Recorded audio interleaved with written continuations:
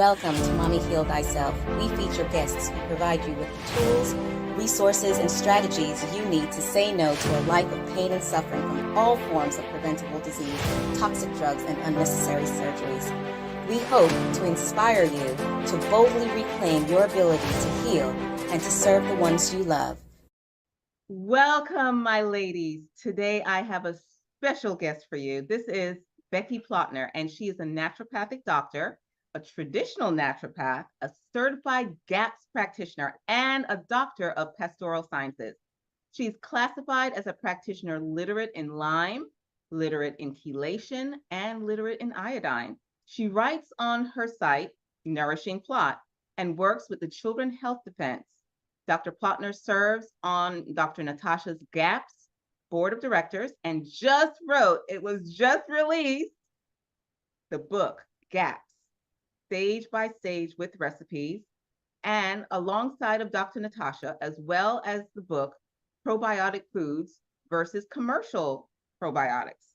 And I made a mistake. The book that was just released was the GAPS baby book. I am so excited about this book. Oh my gosh, I cannot wait for her to talk about this. In any case, as a naturopathic doctor, she is board certified through the American Naturopathic Medical Certification Board, and her specialty area is GAPS, which is the main focus of her clinic. Plotner was chosen to be the GAPS expert in 2017 and trains certified GAPS practitioners and certified GAPS coaches. She spoke at the annual Weston Price Conference in 2019 in Dr. Natasha's place. So, my ladies, without further ado, that's too much of an introduction. It's just a gal who used to be sick, who got better with food and wants to shout it from the rooftops. Well, that works too. So tell me, Becky, you said sick previously. So tell me a little bit about your story. I didn't get that part in the intro. Well, my son, who actually turns 22 in 2 weeks, he actually is the reason. When he was 4.5, he was autistic, ADHD, bipolar, hypoglycemic, and dyslexic. And we spent a whole summer trying to find out what was wrong with his child. And going from specialist to copay to $750 later, getting a whole lot of labels, but not a whole lot of answers as to what to do to fix the problem. And we had just moved down to Miami Beach, and it was myself and my kids, because I homeschooled. My husband was gone at work all the time. I didn't know anybody. We just moved down there. Nobody else spoke English. And it was me, my kids, and the Lord. And I would just pray. And it always came down to food. While we were getting all of these diagnoses and trying to find answers, I would be feeding him and homeschooling him and seeing an immediate change in terms of what he could do and what he couldn't do, and when he was there and when he wasn't there, where I could see him in there. And then other times he was just completely lost. And it all came down to food. And within a year, he lost all of his diagnoses. Wow. And he's been neurotypical for over 17 years. He owns his own business now. He's one of the most amazing people I've ever met before in my life. As a matter of fact, if anything goes wrong for me, I actually call him before I call my husband, because I know he'll be there faster. He volunteers when hurricanes come through, and he gets out there with the chainsaw. And here he is, 22 years old. He's got this big beard, and all of the people come out of their houses asking him because they think he's the foreman on the job. And, but what happened was I ate like he ate because I didn't want him to feel like something was wrong with him. Something was weird. And I got sick, and I realized my body had been in overdrive, overcoming all of the sicknesses that I had.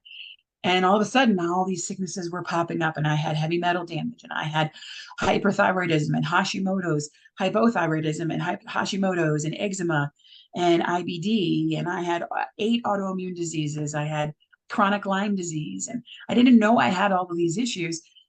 Cancer came and then left, and then came and then left. And in terms of the ability to support your body properly through food, it is mind-blowingly effective. So this is what I do.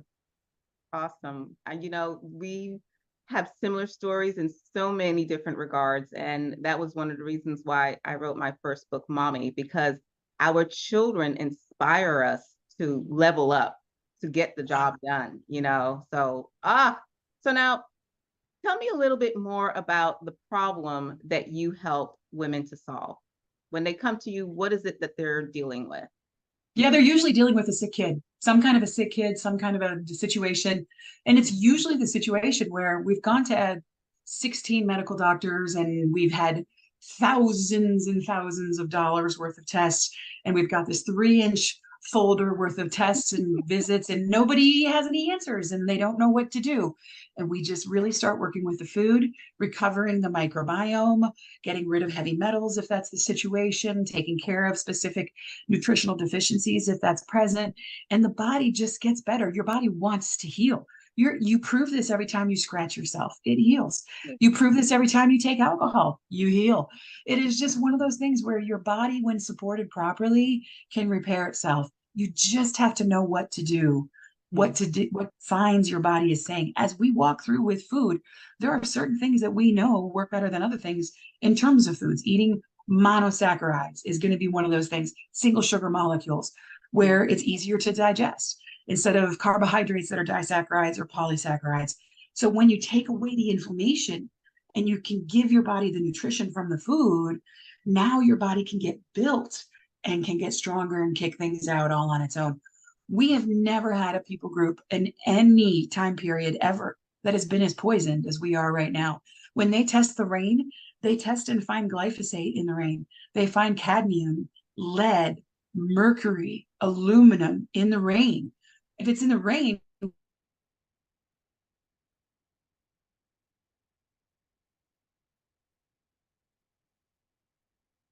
where else is it? And test babies. So, and we would get better. But at this point in time, we have to get more diligent. We have to get more aggressive. We have to get more severe, oftentimes, for a lot of people. And unfortunately, that usually means mom's got to get herself into the kitchen and cook food from scratch. And sometimes it also means we've got to grow our own food from scratch and cook it in our own homes. It's kind of bringing things back around full circle, resetting the balance. So now, Mom's serving her.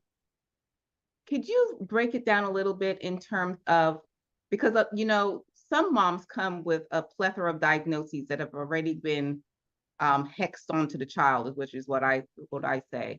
But many moms don't even realize that some of the things that they think is just, I guess it's normal.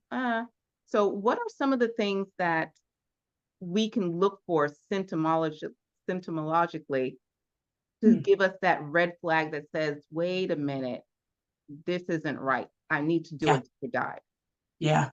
So there's a lot of things. Really, any sickness means that your body's not processing things properly. Farting means that food is fermenting in your digestive tract. Burping, these are all yeasts. So you're looking for any type of symptoms, but there's millions of them. Dark circles under the eyes is going to be reflective of liver stress. If you look at the teeth, if the teeth closer to the bottom of the teeth are more see-through, or the whole tooth is see-through, it's pulling nutrients because your body's missing the nutrients. So it's pulling the nutrients. But allergies, autism, any type of a symptom, any type of a disease. I've never seen one single situation where somebody comes with some kind of a label of disease or multiple labels of diseases. Like in my case, when we switch them to real food, I've never seen a case where they don't get better. And we just do it in the pattern. The sicker the person is, the more aggressive we become, the more strict we become. For some people, most people, that just means we just really drop the things that are inflammatory. And it's really a crime that we have to be such detectives to figure out what is actually food to eat nowadays. So if you look at grains and wheat, well, they changed that in the 70s and they made it this man-made altered wheat molecule instead of a wheat molecule that we can digest, which, like an einkorn wheat molecule, which was a biblical grain, it hasn't been altered, emmer, sonora. But if we take that molecule, but we can digest that if your digestive tract is healthy enough. But now if you're just eating regular old wheat, I've got 5 friends that live in farmland who are completely surrounded. Their house is surrounded by crops. And they've said, I haven't seen in the last 20 years, I have not seen them till the ground. I have not seen them feed the ground with any fertilizer. They spray, they plant, they spray, they spray, they spray. Wheat is sprayed 5 times. It's sprayed 1 time right now. This is new. They're spraying it right before they're harvesting it. And one of the reasons for that is when they put that grain in the silo, and it gets cold at night because it's harvesting and later in the year, it's going to develop this moisture, and then it gets hot in the day. Now it grows mold.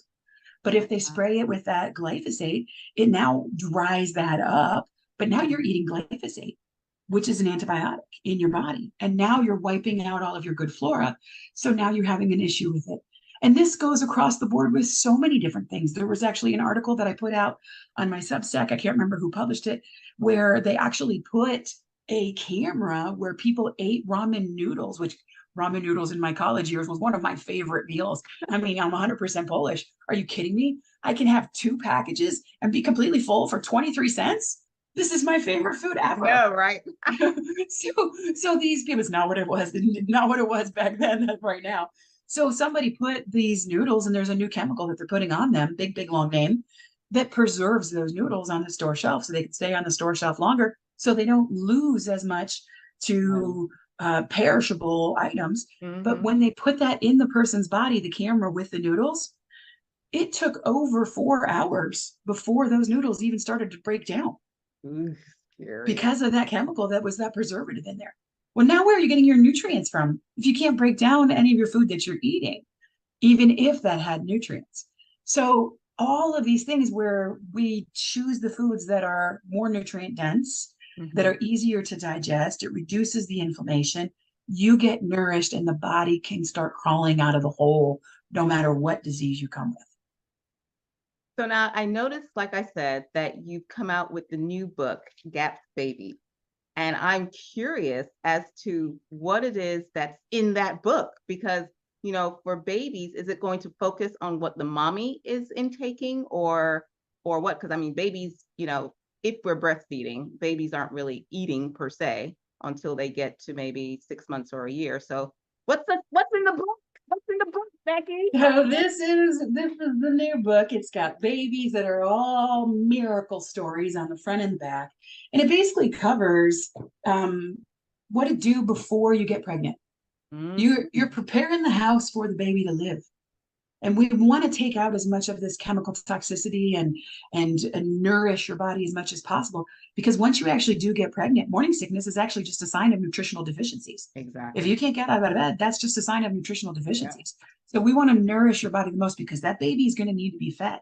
And if that baby doesn't get that nourishment from your food intake, it's going to steal it from your body, and you've got to have those reserves. So it covers before you get pregnant, while you're pregnant, including what to do, what the baby needs in terms of nutrition, each individual month of growth, so that they can have the proper nutrition to build. And then it gives you delivery options, things that you can be concerned with and look out for that are happening in hospitals today that you want to be watching out for, or what is a midwife, what is a doula, what is an aqua birth, so that you can see all these different options, so that you have more information. And then it tells you exactly what to do with the baby when they're very first born, because we can program that flora how to behave. And when we take, for example, I had one family, mom actually worked in a tire manufacturing plant prior to when she got married, and then they immediately started having babies, and so she was exposed to a lot of chemicals, a lot of forever chemicals even.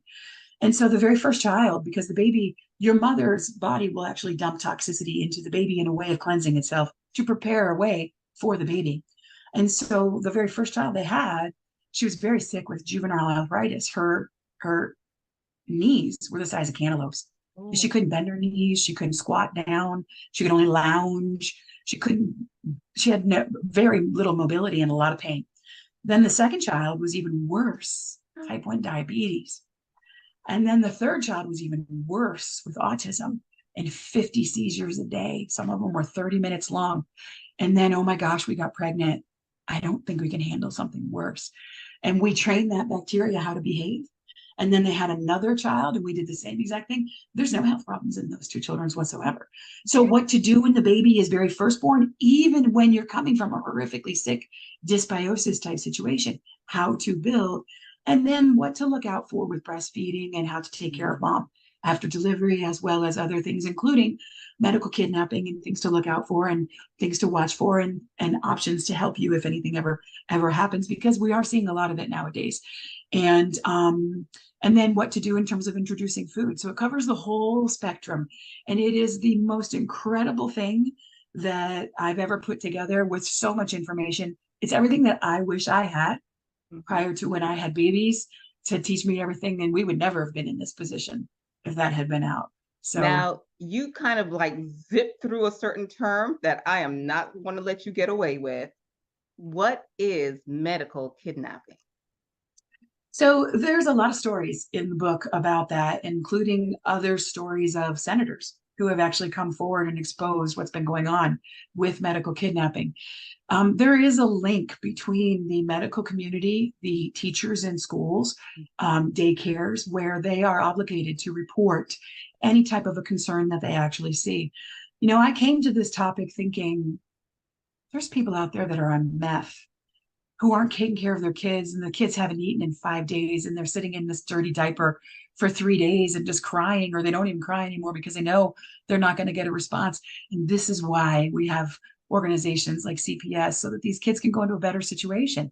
But I have learned a totally different story is actually what is happening. And I am seeing parents. So, for example, I've seen that parents who had a concern for one of the twin children, and they took one of them to the hospital. And when they brought the food, because it was close to a food time, oh, he can't have wheat, he can't have the dyes that are in that. It makes him act not like himself. And the doctor immediately called CPS. Yeah. And most hospitals have a CPS in the basement of the hospital, and they can be in the room in 35 seconds. Yeah.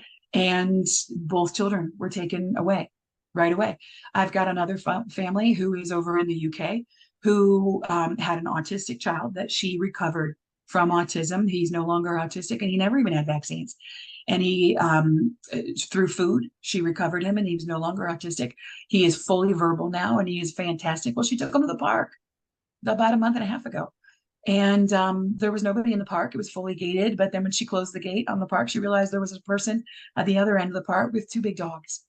And as soon as she closed the gate, the two big dogs, which happened to be pit bulls, ran and charged. And one of them leaped up and grabbed her son and took his whole head into his mouth. And she grabbed that dog and finally got it off. And the other dog leaped and grabbed his head in his mouth. And by the time the owner had got there, and both of the women are trying to pull the dogs off of this little 3-year-old boy, and they're left and right pulling the dogs off. In the process, the owner's ear was ripped off by one of the dogs. She finally got out, immediately rushed her child to the hospital. And of course, head wounds bleed more than any other space in your body because there's so much blood that needs to go to your brain. So there's blood everywhere. It is very, very scary. She's very upset. I would be enormously upset. The medical community is very, very upset. And they basically just told her that the wounds will close all on their own. They just basically clean them out. But he has to have a tetanus vaccine, not rabies. I almost said rabies, but I was confused. You would think there was a tetanus vaccine, which has nothing to do with dogs. And they pushed and they pushed and they pushed, and she got the tetanus vaccine, first vaccine this child has ever had, who had been recovered from autism. She took the child home. The child has been terrified. He won't leave the house. He won't even look at animals on the TV. This is a terrifying situation, very upsetting, night terrors that are going crazy for everybody. 2 weeks after they finally get home, she starts getting inundated with phone calls from the hospital, from the primary care physician, from the nurses. And you'd think they would be asking things like, how is your child? Do we need to seek counseling? Is his trauma okay? How is the child? Nope. The only thing they wanted to know is, when are you coming in to get your booster? You need to get this vaccine booster. And they were hounding her to get the booster. And now she has CPS on her back because she was not comfortable going back in, because she needed to get her son in a cleaner mental state. This is not neglective care. When we see those children that have that situation where they're not feeding their children wheat because they have issues with it, colors, food dyes, anything like this, this is restricting the child of food. This is restricting their child of medical care, child neglect, parental neglect, child endangerment. These are all felonies. These have to be reported if you ever go for a job interview. I mean, there are horrible situations. When I was interviewed on this topic, because I had a client that was in this situation by the Children's Health Defense, they actually asked me to watch a documentary that was on Netflix. We didn't have Netflix, so I ordered Netflix for a month to watch the documentary, Take Care of Maya. And it lays it out in full detail, the pressure that they put on the parents. They just walk in the house. They don't have a warrant. I mean, when does that ever happen? One of the families, it was a family of 3 kids, and the one child had a very, very high fever, and they took it to the naturopathic doctor. And the naturopathic was very concerned about the very high fever, called the emergency room and said, you need to go there right away. Instead of putting peppermint essential oil down the spine, which we know drops the fever, drinking yarrow tea, which drops the fever, drinking feverfew tea, which drops the fever, putting them in a cold bathtub, which drops the fever, or even putting a cold washcloth, which drops the fever. Go to the hospital right away. Well, on the way to the hospital, halfway there, the child starts laughing and giggling in the back seat of the car. Ice cream. What would you do? So she took the child home because the child was fine. That's what I would have done. 3 o'clock in the middle of the night. The SWAT team and the police and the CPS barges in and takes all 3 kids. Didn't check anybody's temperature, nothing. This is not what I thought this whole department was doing. So we have to be parents to our children. We have to protect our children. I don't let anybody in my house unless they have a warrant. I don't let anybody in my house if they have a reason. And we will defend our own children. My son, when he turned 18, and we had never talked about this in front of them, the very first thing he came up to me, we are not the normal family.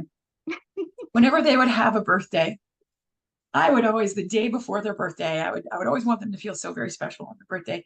And I would run around the house. Oh, it's our last day to give 5-year-old hugs and kisses. And we'd hug and we'd run and they'd chase and we'd run and they'd chase and we'd run and we'd chase and they would have so much fun. And I would do it all day long. And my husband would do it all day long before and after work. And then the next day, oh, it's 6-year-old hugs and kisses. Oh, there's not that much of a difference. It's kind of the same. Let me try again. And they would run and run. And well, he turns 18, and I'm not kidding you. We would still do it when they're 16, 17, 18 years old. They're 22 and 23. And guess what I'm going to be doing? And first thing he says when he walks into the kitchen, Mom, aren't you glad CPS can't come get me now? Why is that even on somebody's radar? You should be thinking about building a bamboo raft and floating down a river and building a tree house and hunting squirrels. And Well, we're living in different times. I'm so glad that you are able to bring light to this issue, especially with the Children Health Defense Fund, because those of us who have been in this space know that this is nothing new. I've dealt with child protection services myself. I've had my daughter taken away from me. I know what it's like where you're scared out of your wits that they're going to take your children. And from the very beginning, you know, from you give birth, they're circling like daggone vultures, waiting for any reason. And I don't want to put people into a zone of paranoia. I just want you to really be aware that, as Becky is saying, they have these offices everywhere. You know, you give birth to your baby, they're right there in the hospital, circling like vultures, looking for any and There every. are places where they've taken the kid because they don't give them the vitamin K shot, or because they don't give them the DTaP right from birth. Yeah, they were threatening to take my son away from me, my youngest son, because when we gave birth in the hospital, that he was the only child that was born in the hospital for a good reason. And as you know, with breastfed babies, they don't get big and fat and plump like the Goodyear blimp, you know. And so they started threatening me, saying, "Oh, you have to bring him in because of this." And I knew, I could see those red flags. And so I refused to go in. And then they would call. And at that time, we were military family. And they would start threatening, "Well, if you don't come in, we're going to call your husband's command," and blah, blah, blah, blah. And it is intense what they do and the terror that they put into families. I've, you know, when I had my situation with my daughter, it prompted me to do a summit where we had other women coming to share the pain that they went through, where they went along with the program. The school steps in and says, "You have to give your child this medication," and children have died. because Yeah. moms and dads were not able to do what they wanted to do, which was to protect their child. There's something that God places on your heart that when something isn't right, you Yeah. know? And when Yeah. mothers and fathers speak up, when doctors even speak up, one of our board members for It Takes a Village, Dr. Mary Kelly Sutton, she's under the fire again, fighting for a third license because she is speaking up and saying no, no, no. So thank you so much for carrying on and making more people aware that I wish it were a 1 in a million thing, but it is all too common and people Yeah. just don't know it. It's the truth. You are 100% correct. And I'm so sorry you had to go through that. The stress that it puts on family, it's diabolical. It's the stuff that causes divorces. It's the stuff that causes people to commit suicide. Yeah. It is horrific pressure, and they have full reign Yes. with their powers and their abilities and their threats and calling employers. And then you get fired, and Yeah. it is a And it horrific. goes on your record and it prevents you from being able to get other forms of employment, because that's where I am right now. There are certain things on my record. And of course, in the field that I'm in, they're constantly doing background checks. So every time that flag comes up, you know, They uh, are damaging people's lives. They're not helping, and they're doing it for profit. They're yes, getting paid to do this. serious money, Serious serious money. money. The research that I have found has shown it's about $3,000 for a normal child, $6,000 for a special needs child, but the COVID money dumped that up even higher. And it's right around, from what I can tell, it's around 6,000 and 10,000 per child. Yeah, And if they come in, and if you've got multiple children, if there's a mm-hmm. question about one child and you happen to have 6 kids, Cha-ching, bankroll cha-ching. right there. Bankroll. And that's my Oh job. man, I'm It telling is not okay. And you want to know what? When things go wrong, you. moms have always got a pulse on that trajectory of what's happening. They said thalidomide is just fine. Mom said, no, I don't think that. And they were right. They said vaccines are safe and effective. And it's been proven in court that vaccines are unavoidably unsafe. And moms have said something is wrong here. And they are right. This is the same exact situation. When we're looking at the health of these children and we're looking at the safety of these children, moms need to trust their mama gut instinct, get back to the family, get back to the kids. It doesn't matter if you have a second car. It matters if you keep your kids in home under your wing. It doesn't matter if you live in a 17,000 square foot home. You can make it. You can scale back. We scale back. Your kids are more important, and doing it right. And all of these kids are getting better because the moms see there's a behavior change when they eat the right foods. Meanwhile, the doctors are telling them, feed them anything that they want to eat. There's no difference. I had my last doctor that we went to. She actually told my son, you should tell your mom to take you to McDonald's if you want to go to McDonald's. There's nothing wrong with McDonald's foods if you want to go to McDonald's. Are you kidding me? The McDonald's hamburger patty only has, what is it, 14% beef? Is even what makes up the other percentage in there? What are the chemicals in there that's causing these? 14, Have they been tested? This is how many? There's 11 ingredients in potato in the French fries, and they're fried in fat that goes rancid in our cells and never leaves and cause our cells to go rancid. And he can have. And then she told me the reason your child is autistic is because of your poor parenting. Yeah. Well, the whole thing that changes this around, it's the moms. The moms are seeing this, and when the moms take action, the power that the moms have is mind-blowing. So I would like to empower every single mom. You just put on your bootstraps, you do what you know is right, and you take care of your child. I would never take my child to an office that I knew that they could take my child away from. I'm going to be honest with you. My great grandma, when somebody fell and had a ear infection or sickness, she took care of it at home. Let's get back to that. We don't need to rely on thousands of dollars of tests and all of this kind of stuff. Absolutely. Power to the mamas, I'm telling you, and the papas, So one of the questions that I wanted to ask you with regards to the GAPS diet, and you can just tell me, well, I know you're going to tell me, Michelle, you don't know what the heck you're talking about. Whenever I think about the GAPS diet, I think, oh my God, it is so restrictive. How can anybody survive on that thing? So tell me more about that particular misunderstanding that many people have with regards to the GAPS diet. It could be restrictive if you needed it to be restrictive, if you were not healthy. I've got people, I usually work with a lot of the people that are the most damaged, where they're not pooping, they're not sleeping, they're not sweating, their bodies aren't working. They can only eat 3 foods. So, in terms of building the body, that restriction is a safe place because it builds the body back to health. We've got FPI kids who can't tolerate foods. They projectile vomit nonstop and they dehydrate. And all of these different situations that we have that are so very toxic, lupus and fibromyalgia and all of these things. Sometimes when we go that route with that much sickness, this is the only option that you have. I had that situation. It was the only option that I did have. But there are stages where we build up on the food and we go starting with soups and vegetables and organ meats and animal fats and meats, and we build up and add in yolks, and we go from cooking just soups to other methods of cooking, and we keep building in each different stage. And then we get to full gaps where we're really eating all of your meats, all the meats, all the yolks, all of the animal fats, all of the vegetables that are low starch, which is pretty much all of your vegetables except for corn and potato and sweet potato, and soy, which is nobody should be eating because it's an endocrine disruptor. But in terms of the other foods, the options are limitless. You can have all kinds of dry alcohol, dry wines, and you can have fruits, nuts, and seeds, and fermented foods, and all kinds of fermented dairy. There's tons of options, tons of options. But you're reducing all the things that are actually chemically poisoned in our environment, like I described with those ramen noodles with that camera. So you reduce a lot of the things that your body is being poisoned by.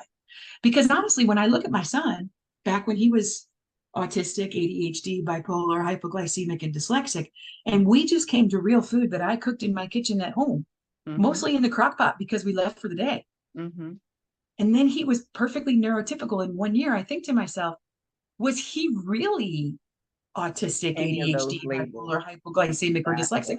Or was he just poisoned with all these chemicals that have never been tested? The whole natural flavors, they actually advertise on the company that makes the natural flavors label. They say, we help companies clean up their labels. There's over 800,000 different chemicals in that natural flavor potential. And that is an endless supply of potential things. The percentage of them that have actually been tested to see how do they actually respond in our body is minuscule. But then when you have one chemical and you mix it with another chemical, that creates a whole nother chemical. And that's never been tested. And all of these things are sitting in containers. I actually did an article recently for the Weston A. Price Journal on sunscreens. And in the sunscreen bottles, they say that this expires in a year. There's a reason for that. My Polish heart is like, well, I didn't even hardly touch it. I can use it again next year. They're just trying to make money. That is not true. The chemicals that are in there are counteracting. They're having a reaction with the plastic bottle. And now that is deathly. Those chemicals in there should not be put on your skin. If you're putting it on your skin, you might as well just lick it. Yeah. Yeah, I tell you. So, my dear Becky, what is one book or video or event that has inspired you the most? Oh, one of my favorite things is the Weston A. Price Conference. In terms of getting information, being around our people, people who believe in health, who believe in parents taking care of their family, who believe in raw milk and pastured eggs and pastured meats that have nutrient density, and eating organs to build your body, and having all of the vendors there and the speakers that are there. It is one of my most favorite times of the year. And it's coming up. It's coming up in October. And I'll be there and I'll have a vendor booth, and we'll have the Gaps Baby book and all the other books there too. And some t-shirts. We have a bunch of t-shirts. We have baby onesies that say I drink raw milk. And we have Sally Fallon, who's the orchestrator of the Western Price Conference. She actually always says that if you want to smoke a joint, eat a stick of butter, because butter has arachidonic acid in it. And when you eat butter, it causes your body to have the arachidonic acid, which causes your body to make cannabinoids. Think cannabis. So if you want to smoke a joint, eat a stick of butter. We made a t-shirt. So there's all kinds of things. We'll be there. It's my favorite time of year. It's wonderful, wonderful people that are happy and nourished. Nobody's angry. It's just one of the most best things. So that's what I love. If you're near there, it's going to be in Missouri. And if you're there, just to go to the vendor booths is free. You don't have to pay for anything. And it's just good to see I'm not alone. Wow. I have people. It's so important to know that you're not alone. That is the message that we keep on sharing with our community. You are not alone. I know sometimes, ladies, it feels like you're alone and you're fighting against the world, but know that there are other people like Becky, hundreds, thousands of mamas and papas that are out there. So you are not alone. Now, Becky, what is one valuable resource that you would like to share with us? I think Robert F. Kennedy Jr. is doing a fantastic job with that Children's Health Defense. He is actually not censored at this point, and he can get the word out. So there's a lot of us who were writing about health topics like this that were just literally shut down over and over and over, and it's just not worth putting it out over again when there's no financial support for it and it's getting immediately censored, and he's not. So that, the Children's Health Defense.org, I would go sign up for his newsletter and get it come to you. Just get a constant flow of good information. Awesome. And we're also going to be putting in the show notes, everyone, the links to Becky's website so that you can learn more about phenomenal things that she's doing. Also, to be able to find her book on Amazon. I definitely encourage you, if you are getting ready to have a baby, or you have a daughter or a niece or anyone in your community, this would be fantastic. Even a young couple that hasn't yet gotten pregnant. As she says, the best time to get ready for baby is before baby has even been made, you know. So definitely look up these resources that we're going to have in the link. And now, is there any one question that I should have asked, Becky, that you know will be able to help women to create those lives filled with power, purpose, protection, passion, and peace?